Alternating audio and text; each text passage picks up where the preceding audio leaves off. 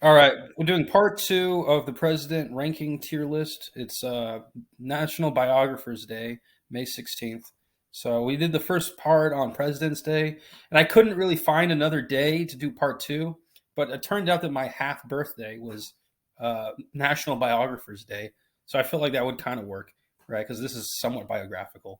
So let's let's talk about the presidents that we did not finish, and I think we ended on Ulysses S. Grant, who was well, I was just talking to Evan that he kind of did for he like the way you know uh, Abraham Lincoln kind of upgraded the lives for black people. Ulysses S. Grant kind of upgraded the lives for white people. He made them sort of have to be have a certain mentality to be more agreeable. He encouraged agreeability. He encouraged sort of a sort of union northern personality style in people. And if you didn't fall into that, you weren't going to be part of his cabinet. You weren't going to be part of his group, and you weren't going to be part of the money operations he was doing. And he was a rather corrupt president. So Ulysses S. Grant had a very interesting political strategy that, fortunately, we can't delve into the specifics today. But by himself, he is well worthy of a biography. And unfortunately, there's only one National Biographers Day. I don't think we'll be able to write his biography just right now with the 2 hours remaining in the day. Okay, Evan, you wanted to talk about Rutherford B. Hayes. He seems almost like a personal favorite of yours. I'd love to hear what you have to say.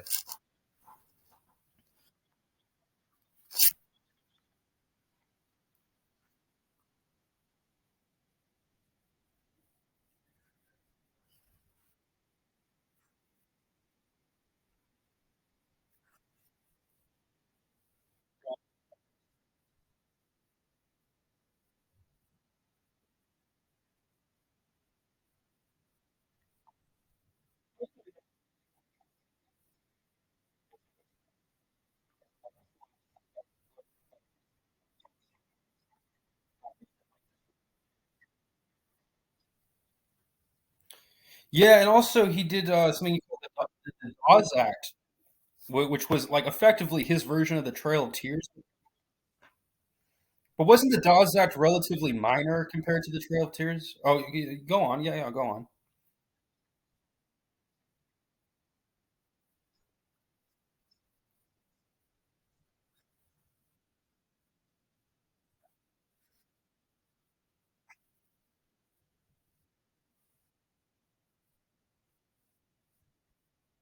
It wasn't 1869 when was the first. I think it was only 1869 that the railroads actually met for the first time from West Coast to East Coast. So out in out in Wyoming or about by Salt Lake City. I mean, so the whole well, yeah. I mean, every president up until that point is going to be obsessed with the railroad. The other thing is all this, we talked about this before, but all those states were only recently brought into the United States as territories or as Western states, slaveholding or not. And so Rutherford B. Hayes had to deal with kind of all the backwater problems that people like Grant, Johnson, and Lincoln weren't able to deal with because they're so interested in Reconstruction and warfare. Um, what do you what do you rank Hayes? Do you think he's an acceptable president, or do you think he's rather uh, bottom feeder, mediocre? Would you say he's a B for B Hayes, or is he more of a C? Okay.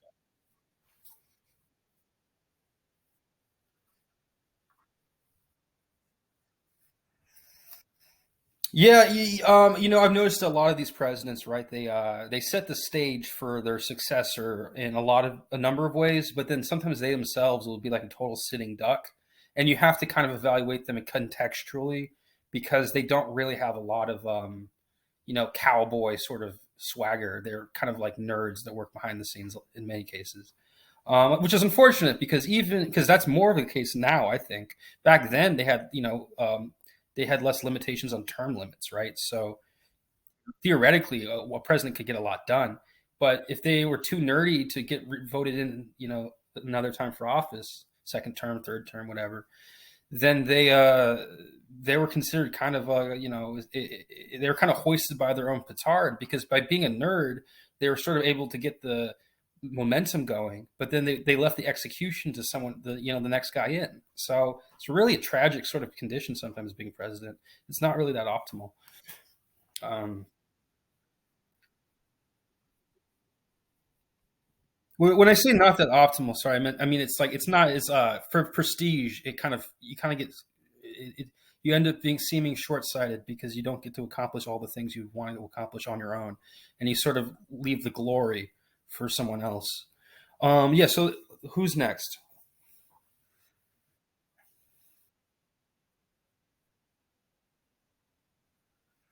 He was assassinated. Yeah, it was a really high profile assassination.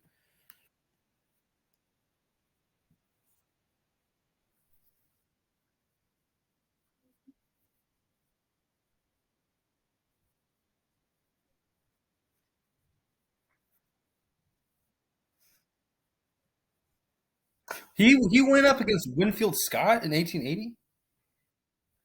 Yeah, the Mexican American War hero and Civil War hero. I thought he had died. Okay, I didn't. Okay, my numbers are. So Winfield Scott, for if you don't know, was he basically he devised the Anaconda Plan that the Union ran as a strategy during the Civil War, and it was one of the reasons why they succeeded in defeating the South, the Confederacy. He also led the invasion of Mexico City in the Mexican American War. So as a commander, this is about as good as it gets in American history. Winfield Scott, but the fact that he would lose, yeah. His campaign wasn't that. I can see that. I can see how he wouldn't be very good at playing politics, and despite his reputation speaking for itself, a lot of people would just sort of be like, no, not really know what to think about him because he was kind of a dark horse as a politician. So James Garfield won then. Okay, and why did James Garfield win? You think he was a charismatic speaker?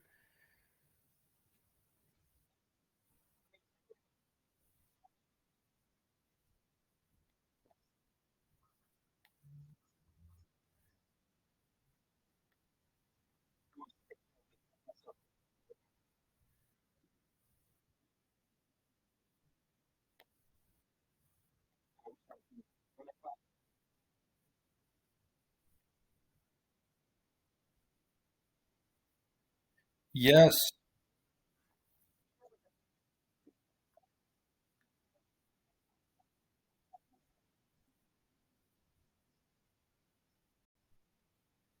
that's right.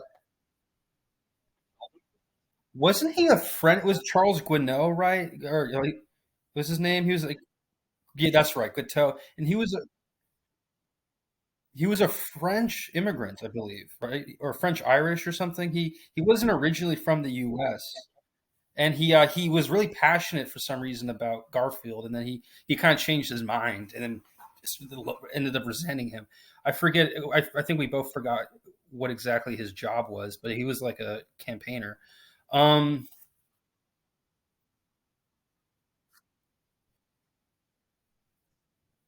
Oh, he probably was.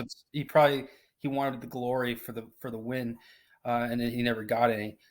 This is the thing is that he shot Garfield, and Garfield was alive, and they were going to do surgery on him, right, in the White House. And so, weirdly enough, Alexander Graham Bell was something of a celebrity at this time because the telephone had just been sort of officially invented, even though there's a whole history to the telephone that we won't get into, but that he was a celebrity because he was known for inventing the telephone. And he Garfield really liked him, and so he invited him over to help him with the surgery because he thought he was such a brilliant scientist. And Garfield did all these weird, like, listening. He tried all these experiments. I'm sorry, not Garfield. Graham Bell did all these weird experiments on Garfield's body, his ailing body. He would like listen in on his like heartbeats, and he would play doctor essentially. And he spent so much time doing this that it prolonged like the actual medical process to the point that Garfield just kind of died of his wounds. And they think Graham Bell actually made his condition worse because he was given so much leeway, just toying, because he was just like, obviously he was like an electrical engineer. He wasn't a physician. And so that's the story behind his deathbed, was that he basically had a chance of living but Alexander Graham Bell uses celebrity status to kind of fuck with the president's body. Isn't that crazy?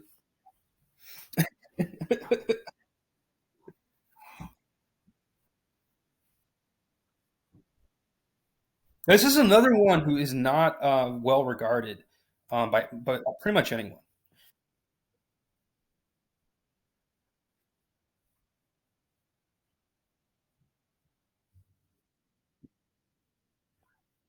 So again, Chester A. Arthur took like the little work that Garfield put in.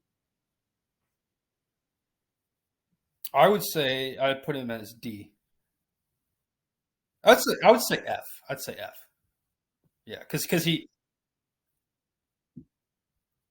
because yeah, I mean I mean like you're saying, Chester A. Arthur got the credit for the stuff that Garfield was working on, and what Garfield worked on wasn't even that important in like the grand scheme of things. So yeah, I mean, maybe in some deep kind of metaphysical sense, the civil service stuff is one of the most important things. But I just think it's relatively insignificant.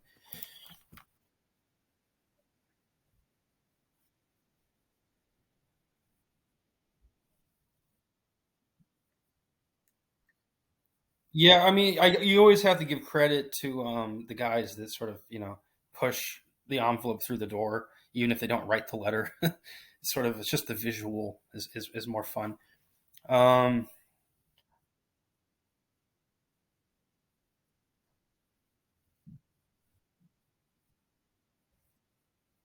Grover Cleveland. Yeah, I mean, this guy is probably the first really important president that we've gone to in this episode. Um, where's his face? Okay, so right off the bat, what can you say about Grover Cleveland?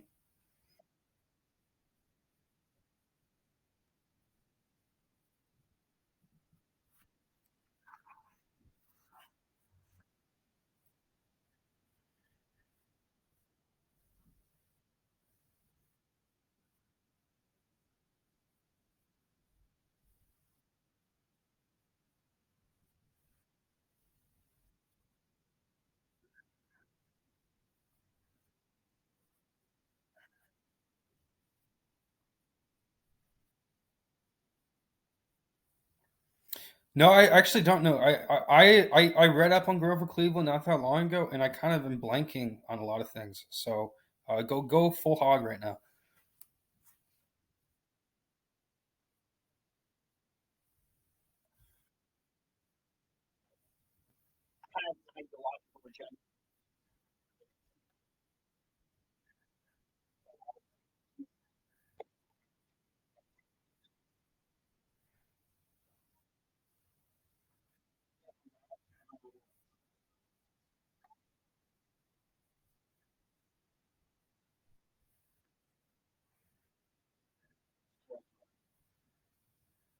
Okay. Wasn't he also assassinated? Wasn't he also is not assassinated? Okay. What did he?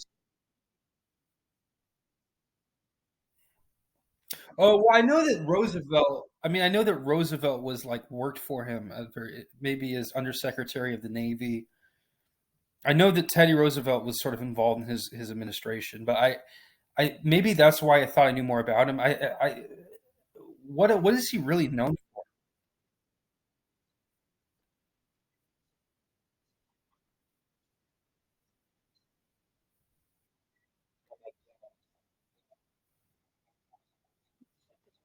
Oh, but then he had two non-consecutive terms. That's the other thing. Is the first president and the only president to have two non-consecutive terms. So he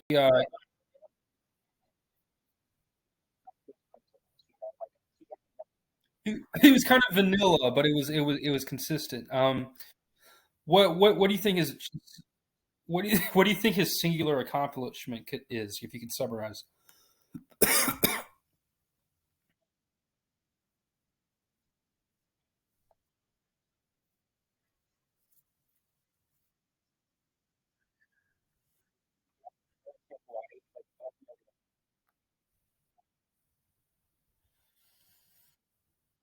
Okay.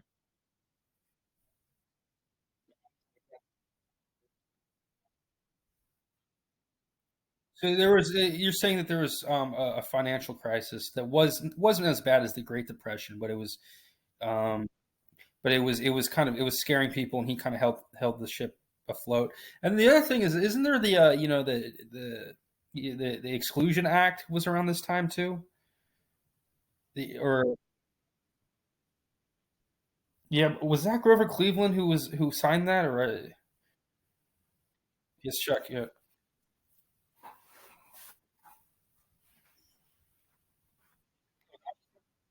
Okay, so one thing that is interesting about Chester A. Arthur, and one of the reasons why he's still controversial, is that he basically banned immigration from China after so many immigrants had come over to help build the railroads. And I think in modern ideology and parlance, that's considered a big no-no. So, but then Grover Cleveland, I guess he would still been living in that context. I don't know what his reaction to it would have been, and I don't know what policies he himself would have enacted to sort of complement it. But um, look up Grover Cleveland really quickly. Let's see something. I feel like there's more to say about this guy. Did he divide? Was he the one that the bull moose? No, that was. Well, Teddyville obviously did the bull moose party, but did he divided the Republican Party at the time, right? And he divided, but was he dividing Grover Cleveland's reelection? Was it his third presidency?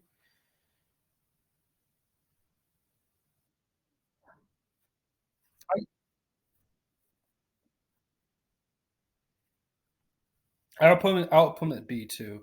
Here, let me look up. Let me no, don't run off into the next one. I'm trying to figure out. There's something about Grover Cleveland that I'm not like. I can't remember. But there was something about him that was I read about, and he oh, I think he was considered. I mean, according to Wikipedia, he was considered to have started the progressive era. Um,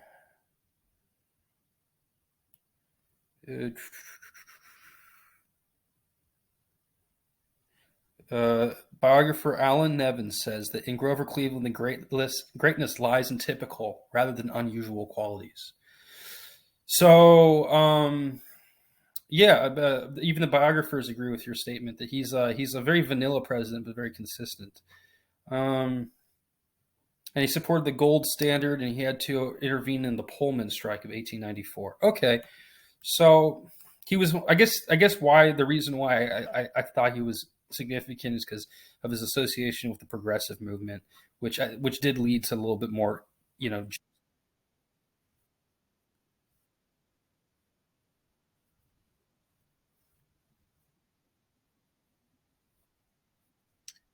No, but he changed the third party system into a fourth party system, and that launched the progressive era. Yeah, well, that's what I mean is that he effectively led to the progressive era. He effectively like he set the groundwork for it, inadvertently.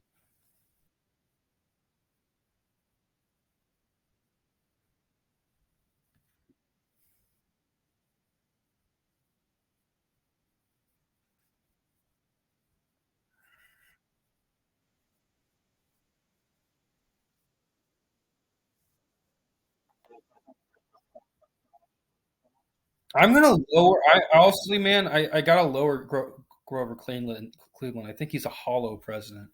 I can't find one singular achievement. So I'm gonna lower him to a C. All right. Yeah, go on. Yeah, let's talk about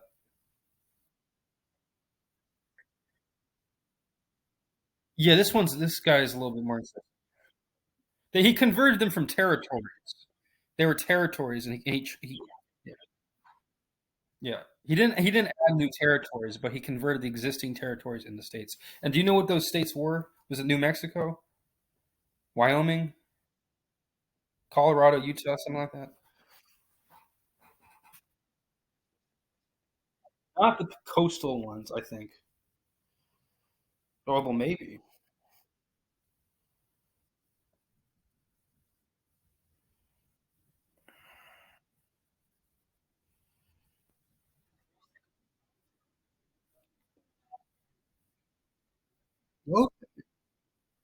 Okay, so the northwestern stuff besides Oregon. Okay, but everything that's kind of a lot of stuff. So I would say he's more of a B than Grover Cleveland because he actually got things done that had real rapid transformative, like change. Um, where is he? Benjamin Harris.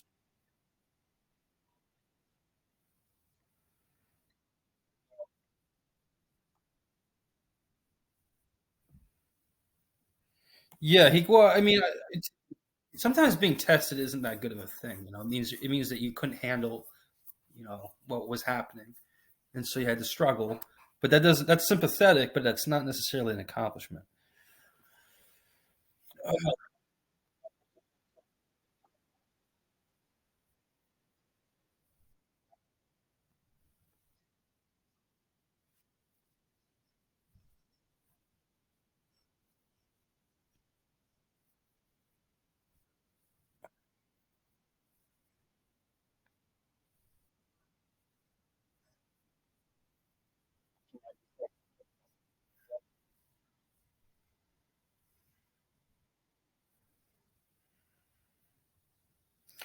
Yeah, yeah, I'm here.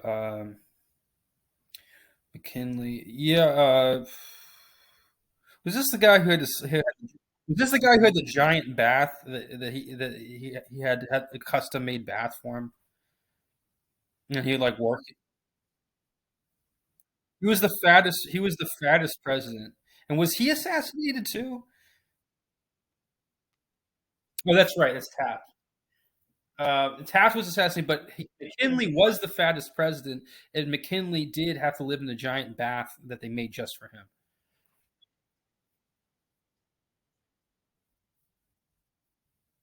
Oh, okay. McKinley was, and let's see. What do you think his singular accomplishment was? Was it making California a state? He presided over the Spanish American War. I remember that.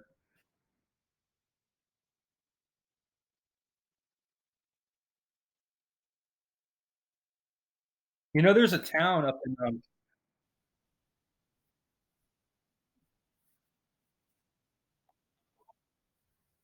yeah, Puerto Rico for sure. And then did he do the Philippine American War too? Okay, so he did. He was very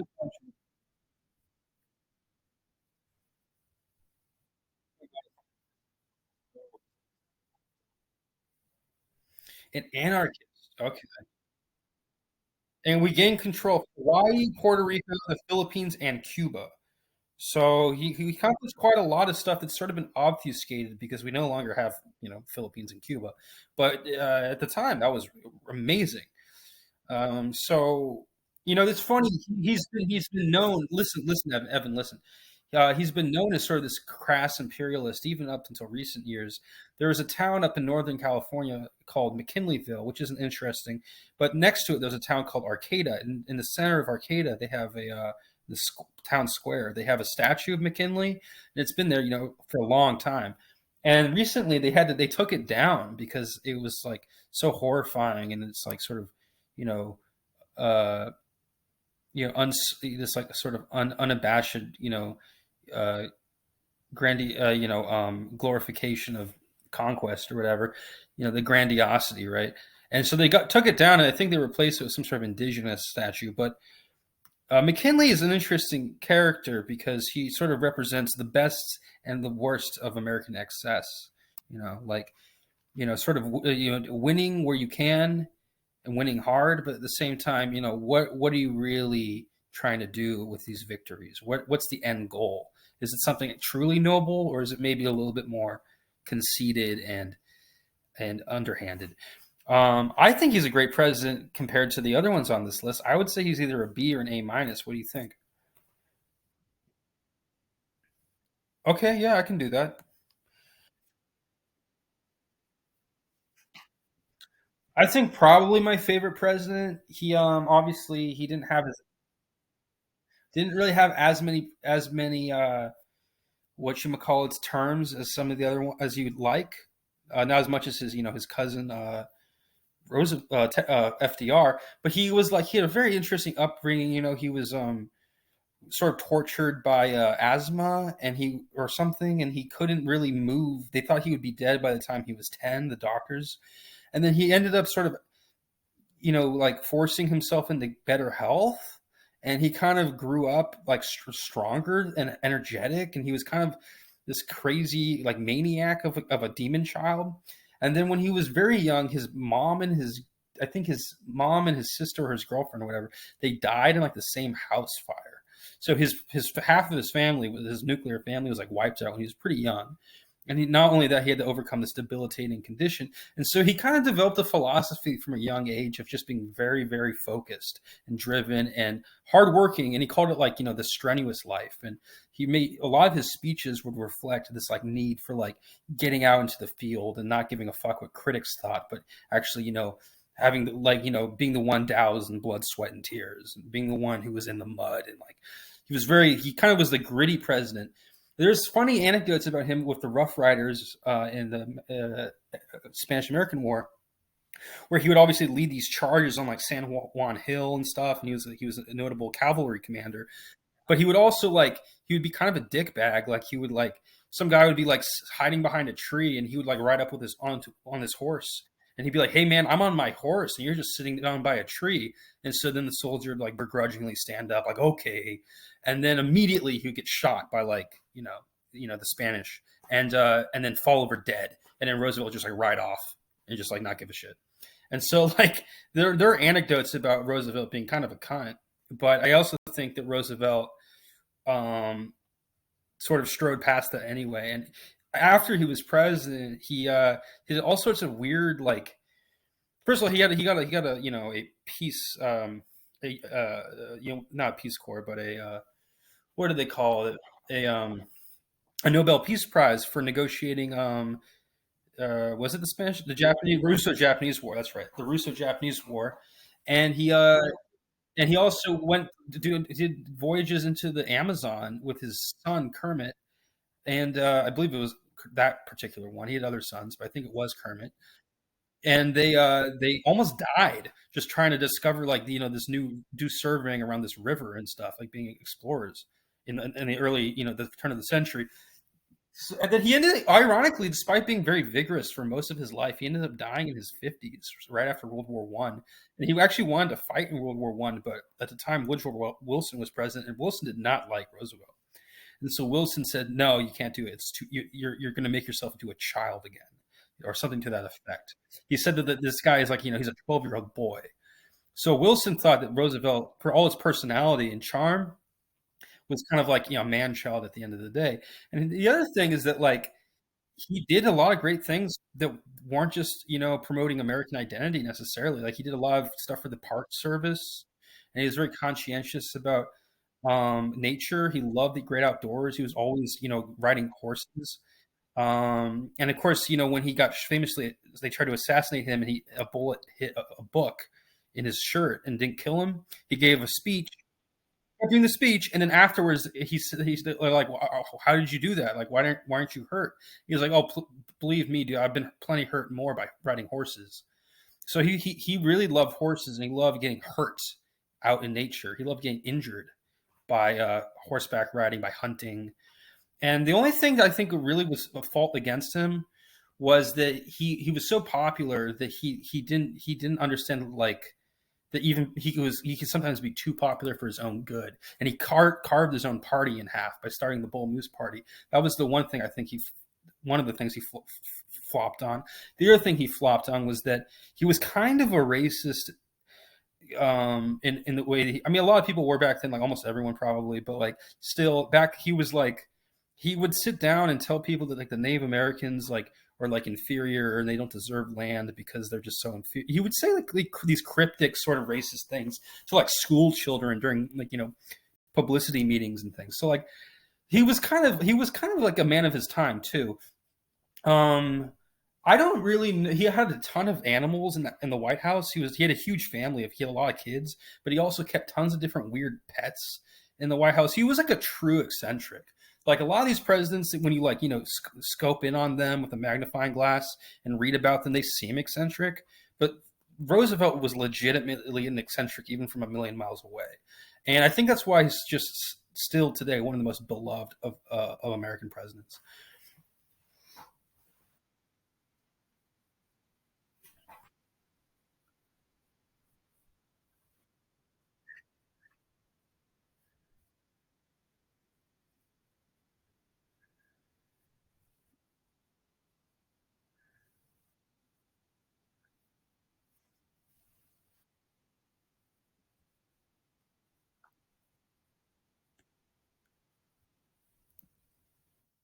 Yeah, I'll put him in A. Yeah, sorry, I'll put him in A. Okay. I'll give him S. Because I think he embodied sort of the spirit of the presidency better than anyone ever, and yet I don't know if he accomplished as much. I think that his reputation as a historian, like he wrote a lot of interesting books, and when he was in his early 20s, he wrote a history book on the naval campaigns of 1812 for an American. So he was kind of like a well-rounded guy. He would go on meetings with poets and in the poetry societies of the era, and he would convince them that he was just as good a poet as any president, and he would like recite poetry from memory, and he liked to read different kinds of languages, sometimes like Dutch and French. So he was like, because he has had a Dutch background, obviously. So he was an enigma, and I think he deserves S just because of how unusual he was, not necessarily because his accomplishments were the best accomplishments, but because he kind of represented the extent that a president could represent. Like he was just such a what do they call it? Like a luminary or a I don't know, a stupor mundi type. He was the glory of the world in his own time, I think. But yeah, I don't know. Maybe not an S. Maybe just an A. What do you think? An A. Okay. I do think Roosevelt's personality kind of overshadowed his actual accomplishments somewhat. I can admit that. Okay. Up next is William Howard Taft. What do you think?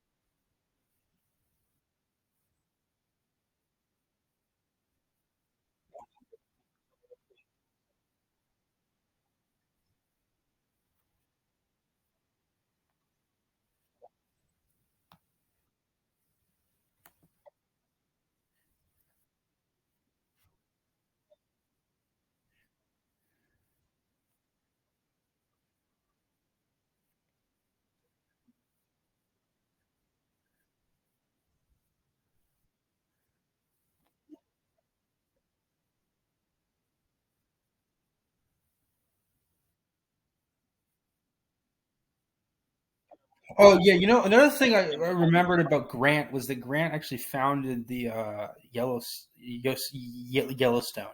Grant founded Yellowstone, and then I think Roosevelt founded Yosemite. Or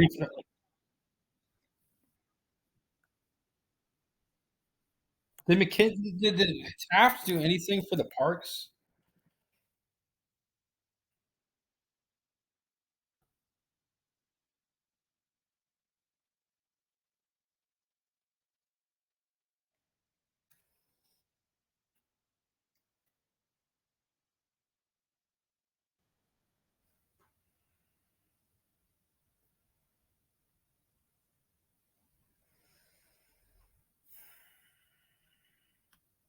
Yeah, I mean he's a big name. I think it partly because he was so fat, and then of course McKinley's a big name because the largest mountain in the country is named after him. Or sorry, the largest mountain in California, which is contiguous United States. But yeah, so what would you rank Howard Taft? I think we should dig up a little more on him. I know he's got something going on that we're just not picking up on. My computer's a little slow. Maybe you should look up some factoids about him.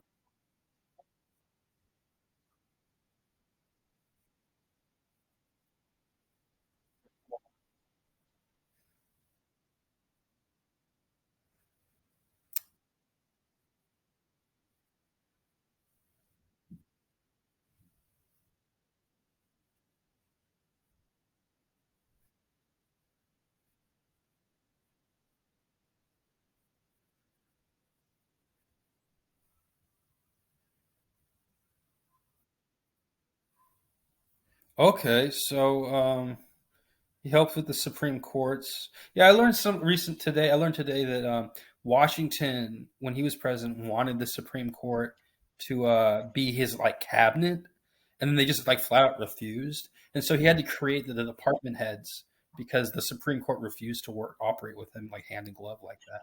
So it's interesting. There's a chance that the Supreme Court would have been effectively like the cabinet for the president.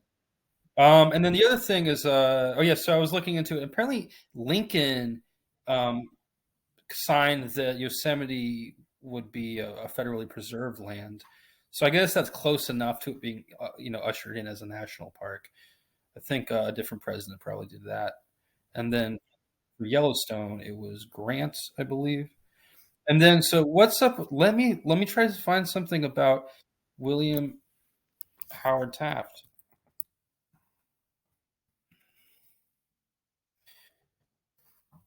I mean, the World War One hadn't started, and then you know he kind of had an easy time to work. Oh, so that's the thing is that after Taft was like you were saying, after Taft was president, he was a chief justice, and he was a justice until he died.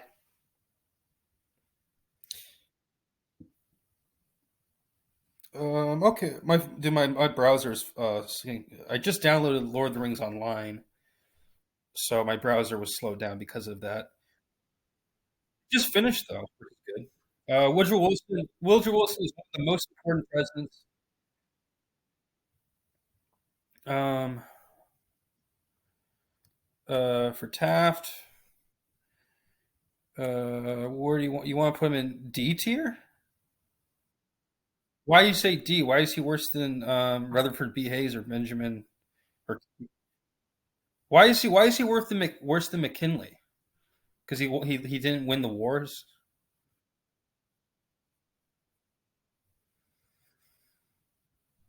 But he was a progressive.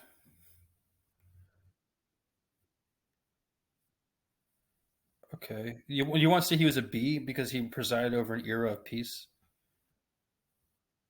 B minus. Who is the one that we Benjamin Harrison? Well, Benjamin Harrison was probably a little. I'll give him a C. Or I'll give him a C. Um, and then Woodrow Wilson. Yeah,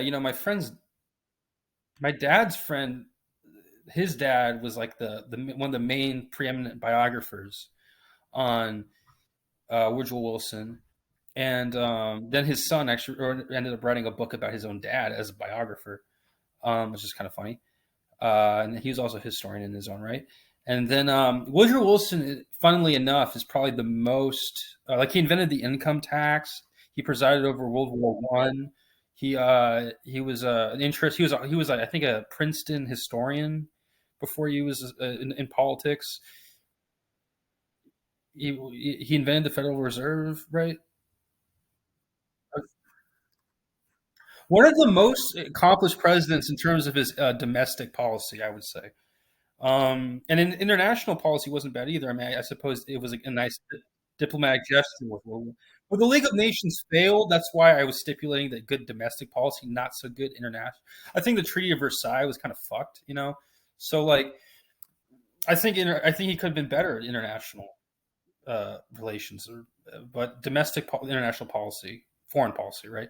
But domestic policy was pretty on the ball. I mean, he was kind of like a known bigot. And he challenged the Senate a lot, which I think is kind of cool. At one point, they were they were rebuking him on one thing, and then he said, "Oh, the Senate needs to take its medicine. Like, oh, take their cough syrup. Fuck you." Like he kind of like really dismissive of the Senate. He's really dismissive of challengers in all stripes. Kind of a cunt, but he was effective. He was an inside out version of Teddy Roosevelt, and he's considered the last progressive, I believe.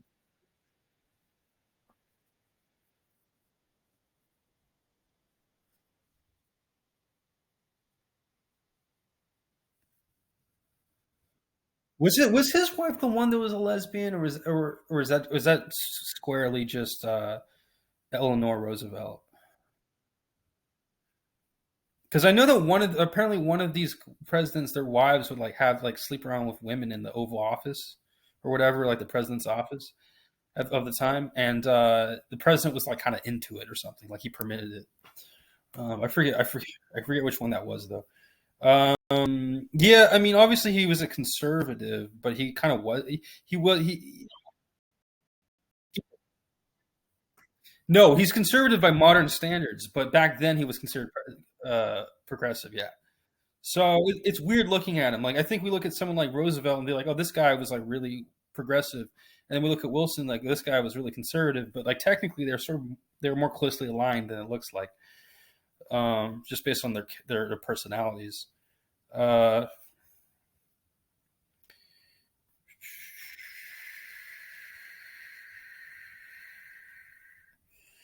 yeah, but he's kind of a boring president in a lot of ways. Oh, sorry, I'm looking at Taft. Um, okay. Two terms is pretty good. And he's president for all. Unusual thing about him too is he was president for almost all of the war.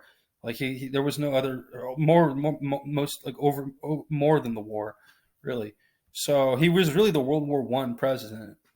Similarly, FDR, I guess you could say, was the World War Two president. Um, I think he was better than B tier, but I would say I guess B or A. Um, I think he's A.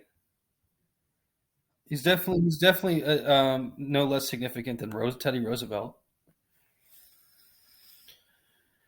Uh, Not that many A ranked presidents in this after Grant, but we have three so far: William McKinley, Teddy Roosevelt, and Woodrow Wilson. Uh,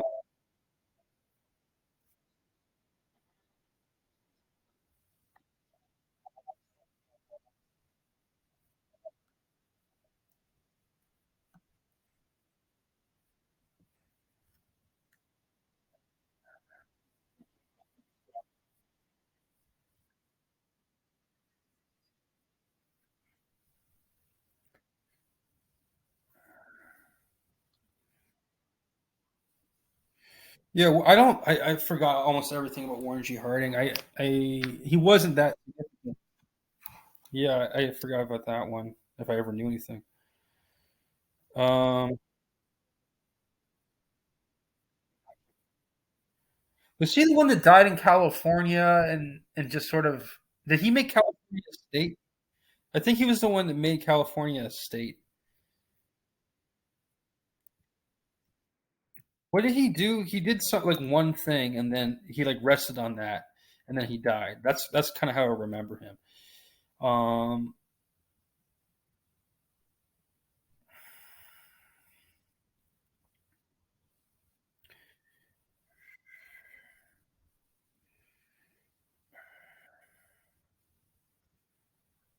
yeah, that's one thing. He was really interested in normalcy after World War One. He emphasized in his campaigns. He emphasized returning to a state that was pre World War One, and then and then that he kind of he was very obsessed with that. But then he never really lived to see it. He kind of died early in his term, or like he didn't live through his full term, and then and then he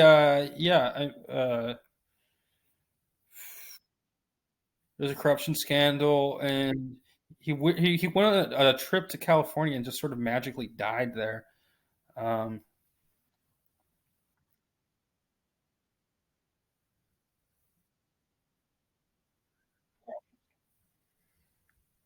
which maybe he was had something to do with prohibition that was notable, but from what anything else I can pick up on,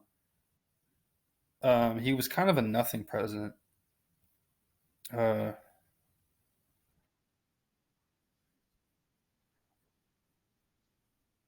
no, I'm saying that he would have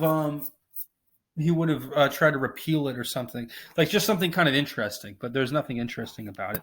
He was a pretty boring president. Um, for,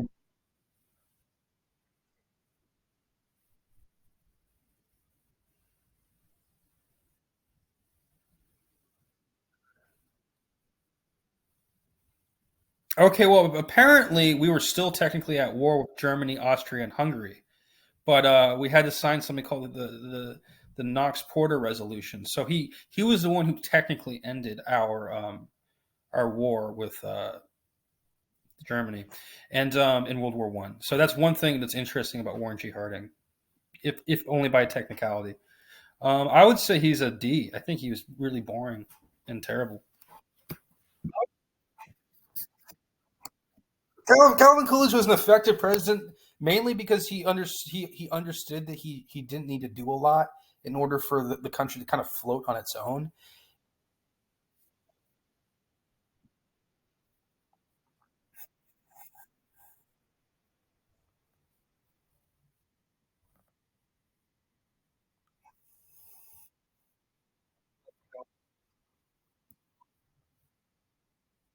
Wasn't there that story where a woman at dinner dared him like, "Hey, I bet I could get you to say more than 2 words tonight," because and there's a story where at a dinner, a woman dared him like, "I bet I can get you to say more than 2 words tonight."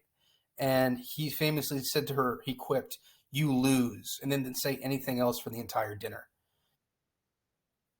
That was kind of like supposed to represent. It was sort of emblematic of his sort of his sort of like very tuned out approach to politics and his minimalistic approach to politics. He really didn't he really tried to just be an everyman while he was in office, and he was kind of effective. He was definitely better at his job than Herbert Hoover was, who followed him. I would say he's a B president.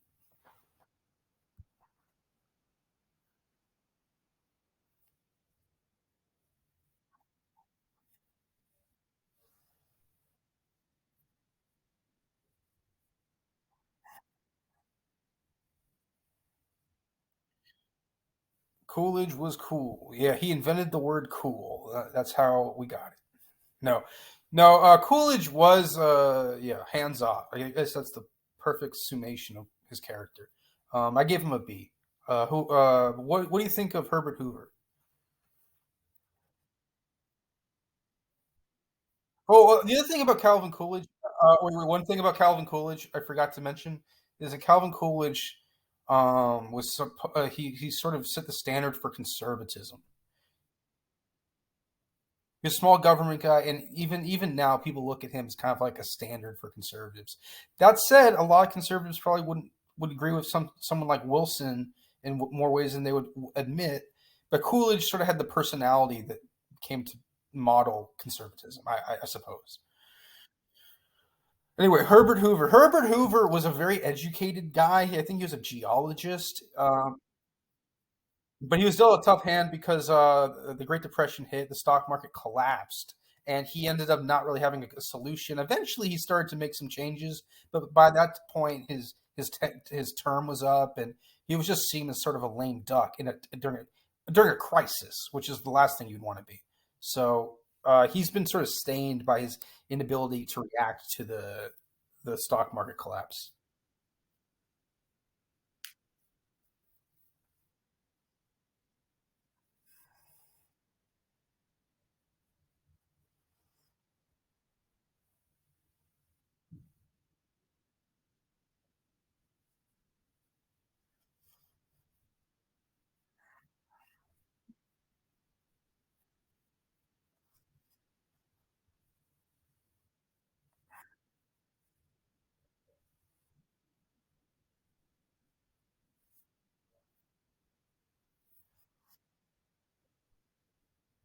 Yeah, I mean, he could have been more of like a like a Louis the 16th or whatever. I mean, he could have been really kind of crazy, and he wasn't.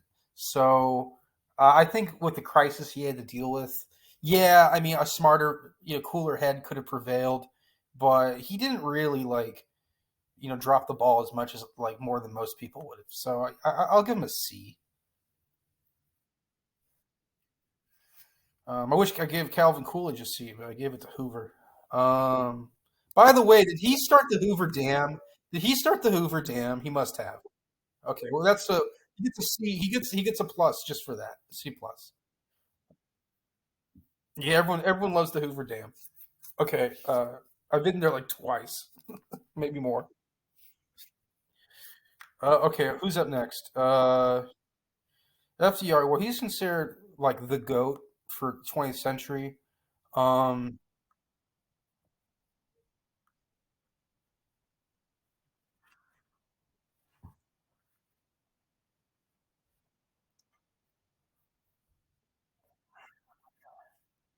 Yeah, he almost re-engineered the country more than actually led it. And then he was kind of standoffish around luminaries like Churchill. Like there's a meeting with Churchill when they finally got to meet in person, and Churchill was like fawning over FDR, and FDR was like irked by it, and he was like, "Hey man, you got to cool it, okay?" He didn't really respect Churchill to his face that much, probably because Churchill was very needy on the phone. But I think Churchill and FDR did make a good pairing ultimately, and they helped win the war. And FDR obviously died before he could see it finalized, but he did all the sort of legwork. Ha ha ha! No pun intended. I mean, uh, he he also I think he got some sympathy votes when his legs stopped working. I think that's a fair criticism. But I also think it was weird that he got 4 terms and after him no one else got that many terms. It's kind of fucked. Yeah, that's kind of like that to me seems that seems dictatorial for sure or tyrannical or whatever, depending on your perspective. I think like you should if you take 4 terms, you should let other people have 4 terms, right? But not him. Um, he really the New Deal was crazy innovative. It sort of helped everyone out in terms of Social Security and benefits, and it's just sort of like a way to get people not to be homeless or starve to death or to lose their jobs over anything. Just help disabled people in a lot of cases, and he was very progressive. I think he was very fair racially compared to some others in the last decade, the first decades of the century. Obviously, he really the war effort needed someone who could sort of see it to the end, and he kind of was that guy through and through. I don't. I think the emphasis on industry was kind of overkill in some ways, but I definitely think it worked for the Western Front in terms of combatively. I don't necessarily think that we needed to become this industrial powerhouse after the war, but we did, and largely thanks to him. And a lot of the infrastructure that was developed under FDR for military purposes bled over to the civic side. So, yeah, for all you can say about him on one anything you can, he went big, with about just about every policy, and he was known before he was even president as being extremely ambitious and a people pleaser. And he wasn't he would kind of would take anyone's side no matter who he was talking to. So FDR is a little bit of a confusing personality. He's a hard person to figure out in some sense. Uh, do you think he's S tier? Okay.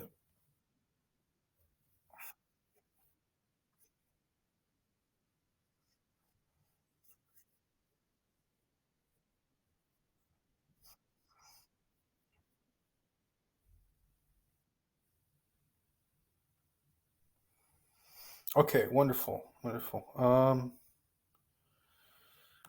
Okay. Let's put him. I'll put him at S. I think he really is the mainstay president of the 20th century. Even and there's some other ones I like too. Okay. Who's up next?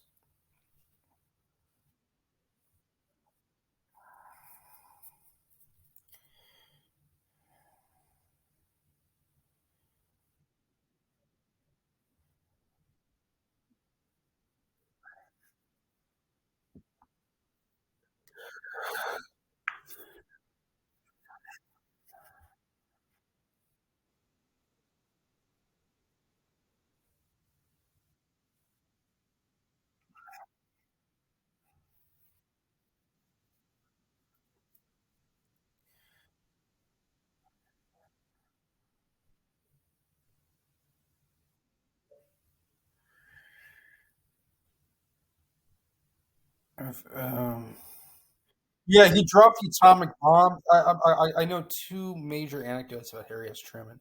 I'll give him a B. I think he was a B. I'll give him two. anecdotes. I think he was responsible for Nagasaki, Hiroshima, and possibly, yeah, at the very least. I don't know if he did the firebombing of Japan, but we can look that up. Sorry, of Tokyo. I mean, the firebombing of Tokyo.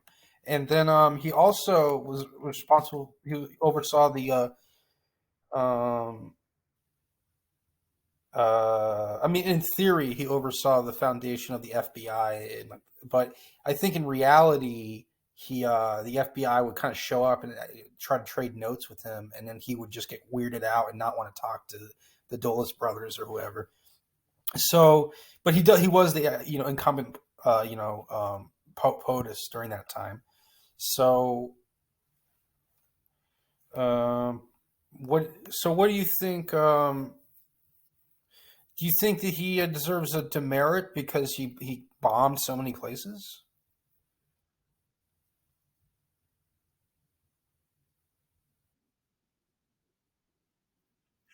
He bombed a lot. Wait, no, he bombed a lot of places. He bombed Tokyo. He bombed Dresden, Hamburg. He bombed like Germany. Um, do you think that he deserves a demerit for those, or do you think that that's sort of neutral, or maybe even an accomplishment?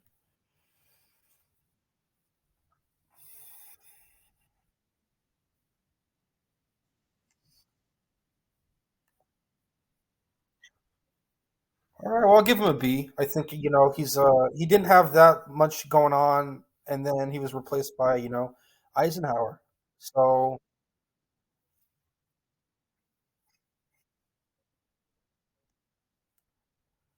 well, you know why is because he developed the interstate highway system, and that's something that we all benefit from, regardless of political stance. He, well, he was like I said, the military machine that was going on in World War II bled over into the civic engine, and Eisenhower was kind of the face of that. I mean, more so than Truman. And yeah, I think Eisenhower really kind of represented sort of like the veterans sort of happy-go-lucky, glad to be home perspective. And this new like economic reality that was booming really benefited from automobiles and being able to drive them. And I think Dwight Eisenhower low key presided over a car culture for the first time in American history, or like a broad sweeping car culture, and that's why he's such a legend. I don't think that his actual his social policies were super amazing. They were sort of neutral for the most part, but that's also kind of what people either liked or didn't mind about him. Um, and it didn't help that it didn't hurt that he was the 5-star general, like who led the European theater and stuff. Like that didn't help hurt either. But what do you really think? You think he's an A? Okay. He was also a big defender of like oddball characters. Like he really liked Robert E. Lee, and that was during a time when people were really hateful about the South still, and there was a lot of press going against venerating Southern war heroes or whatever. And he would like go to colleges and sort of he went to one college on one occasion and like publicly defended Robert E. Lee not in a speech, but in a press conference kind of interview.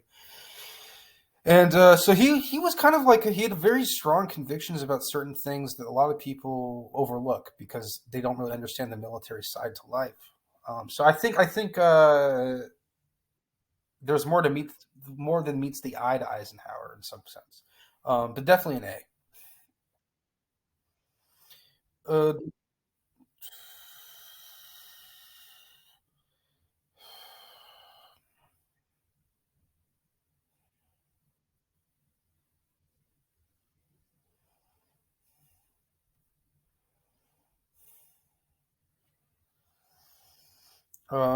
Okay, up next. I mean, we could pause and resume later. I think now we're gonna do what Kennedy. I think we could. That's the first modern president to me.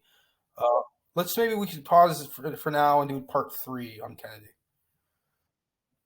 All right, sounds good. And I'll try to read up more on Chester A. Arthur and you know, Warren G. Harding and whatnot because some of these guys they're kind of hard to find information about. Like the information that is extant is not very memorable.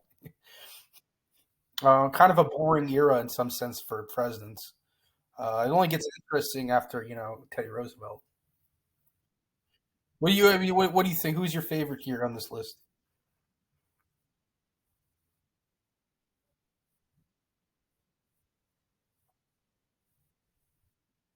But did, but who do you think was but you so he liked his personality the most.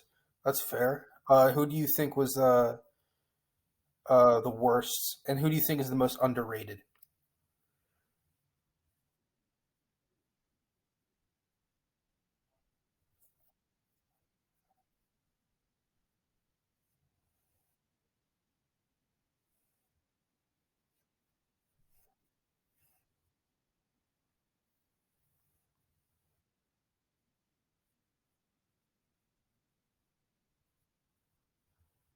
For sure. All right. Well, we'll see you off for now, and we'll reconvene at some point in the future to do part three, which I think is the juiciest part in all of this because most people in living memory can only remember that far back anyway to to the presidents we're about to talk about. So it should be exciting. All right, Evan. Well, it's good hearing from you. We'll talk. We're going to end now. We'll talk after, but.